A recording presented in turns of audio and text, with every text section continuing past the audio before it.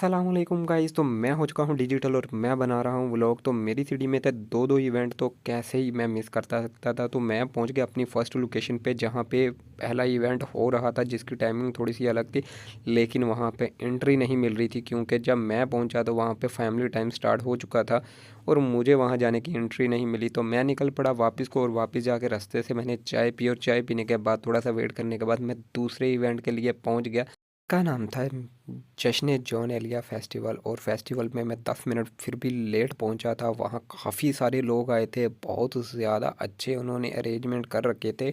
तो मैं अभी एडिटोरियम के बाहर ही था, लेकिन अंदर शो स्टार्ट हो चुका था। तो मैं फटाफट से जाकर अपनी सीट पर बैठा, और जब मैं सीट पर बैठता हूँ तो सामने क्या देखता हूँ कि मिस्टर जॉन एलिया साहब के साहबजादे बैठे गुफ्तगू कर रहे हैं, उनके बारे में बता रहे हैं, जॉन एलिया के बारे में। मैंने जॉन एलिया की बहुत सारी पोइट्री सुनी है, मुझे उनकी पोइट्री लिटरली बहुत ज़्यादा पसंद है और मैं उनका बहुत बड़ा फ़ैन हूँ।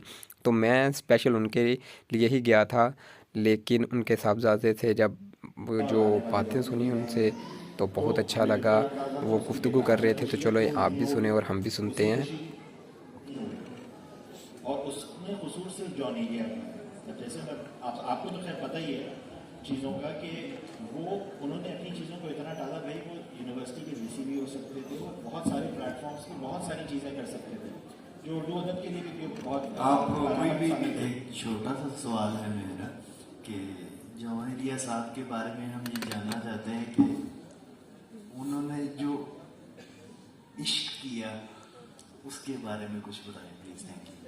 उनके इश्क के बारे में मैं कैसे बता सकता हूँ? ਉਹਨੇ ਤਾਂ ਕੀਤਾ ਹੀ ਨਹੀਂ, ਉਹ ਤੇ ਮਰਨ ਦੇ।